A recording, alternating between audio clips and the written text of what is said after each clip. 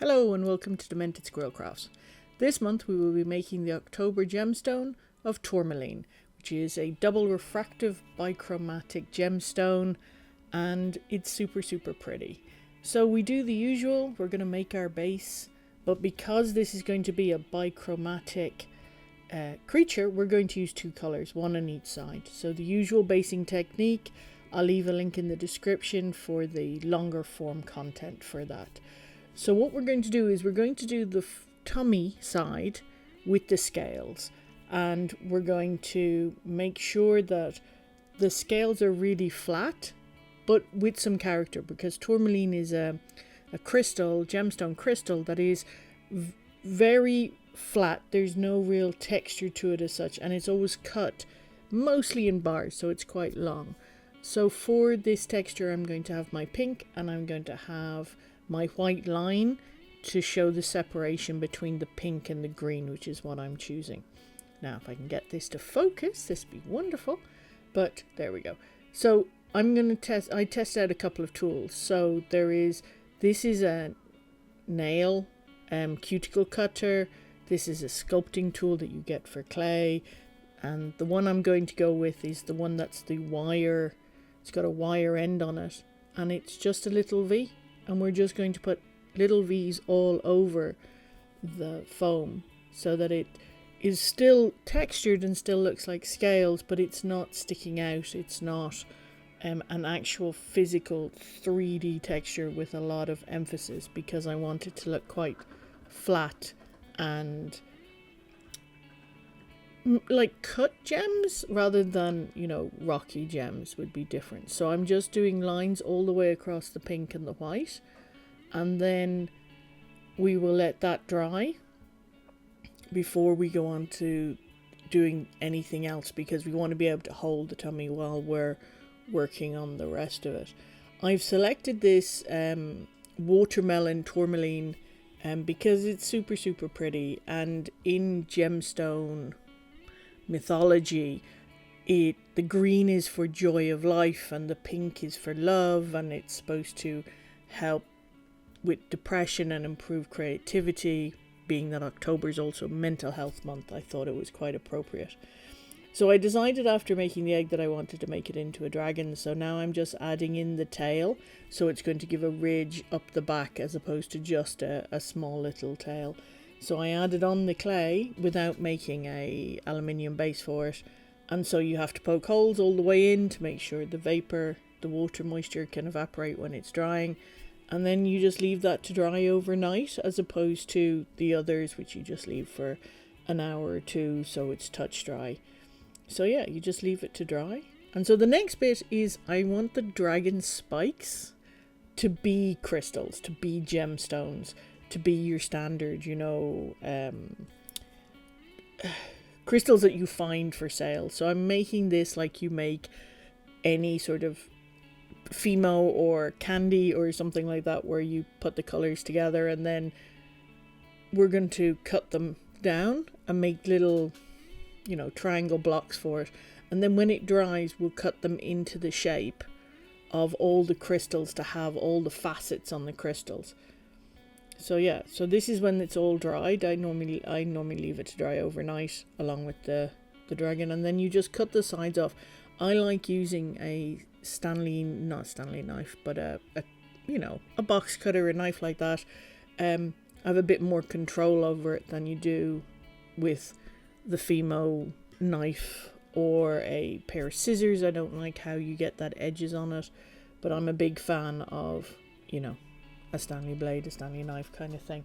You can use a scalpel, you can use anything. You're just cutting the sides off it to make it look like a crystal, you know, so that it's like not just square, it's like 4 or 5 different sides and it's pointy. And then we're just going to attach them in. So now you just cut lots and lots and lots and lots of small little crystals, and you just continue until it is all done and it is ready to be put onto your dragon. So I'm going to use toothpicks that I'm going to cut in half. I'm going to put them in the tail of the dragon, and then add a little bit of fresh clay to act as glue as such, so that it adheres onto it. and then you continue on with the rest, just like any childhood, dinosaur or dragon goes. I've tried to make them and cut them so that the white line is approximately in the same orientation all the way through, and you always make more than you'll use just in case, but you can see here how it's trying to look like a crystalline structure. So once that's a bit touch dry, we're going to add one side of the body at a time. So you add your green and then just smooth it on so it's nice and smooth up against the crystals and nice and smooth up against the white, so there's no lumps or edges or anything like that. And then we're going to use the same texture tool, and we're going to, make the crystals look like they're growing out of the back rather than just plonked in on top of it. And then we're going to use the same scale tool to continue on the scales all the way across so that the front of the body and the back of the body are the same texture, that it's completely flat and that it moves all the way across so that it's got a more uniform shape, and then you can run it towards the end of the tail and up to the head and in between everything. So it looks very flat, but actually up close there's a lot of flat texture to it. I quite like this technique. It's nice and fast and easy. So you let one side dry. Once you've done this, you let this dry, and then when it's dry you continue on the other side exactly the same as this side. So you can see how I've continued the line all the way across to try and emphasize that blend that happens in the gemstone between the pink and the green with the white, because it's not mixed, it's literally like a straight line. So yeah, this is adding the second side and then smoothing it off, and then using the texture tool to make all the little scales again. This is obviously a much faster way than making individual scales, because we've done that before and it's can take hours, but this is super fast. It's a really nice technique for making flat texture.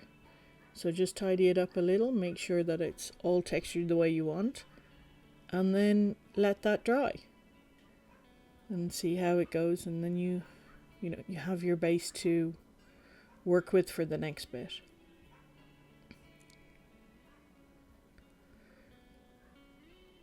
So the next bit was really annoying because I couldn't decide what type of ears I wanted for the creature. I knew I didn't want horns because it has its spikes.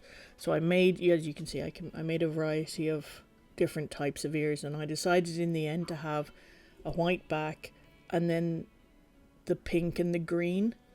And so when I folded them over, you would have the green, the white line, and then the pink, and then it would look like it's growing out of the green part, but it's much softer because I added white to it to make it more pastel. So I made it with a little circle cutter, and then I always make extra. You just make 4 of them. I make extra because you might cut one wrong, or you might decide that you don't like how it works in the end. And, they look like little sweets or bits of pasta. And then you just leave that to dry, and hopefully, they don't blow away. Now, apologies here. 2 things happened. This is the first time I made the face, and I forgot to switch my main camera on. I'm still learning about this camera, and I just completely forgot because I was so excited to get this face done for the next part. So what you're seeing here is the stop motion that I make when I'm making the videos that normally goes on Patreon. And the people want it. Now this is mica powder, and it's just mica powder sticks to this clay foam when it's wet beautifully. It sticks. It doesn't need glue, it doesn't need varnish, it doesn't need anything. It just sticks to the clay and is awesome. Mica powder is really good. I would recommend that if you wear like a mask, but not like a giant mask, like a regular cloth mask, because it is a powder, and if you sneeze it will go everywhere. But I apologize for this footage and hope it's okay, because I was really annoyed, because you're about to see what happens next. Because I was like, okay, I've lost I've forgotten to do it. I will do it again. So I removed the face, added the ears, and added the face, and put the mica powder on, and then my battery died in my camera. And on my camera, apparently, if the battery dies, it doesn't write anything it's filmed to the memory card. So I lost all the footage of that. So again, a second one of the stop motion. But this is it done, and you can see how sparkly it is and how sparkly it is. And I used holographic eyes for it, so it looks super, super sparkly. So here's all the pretty pictures of it up close.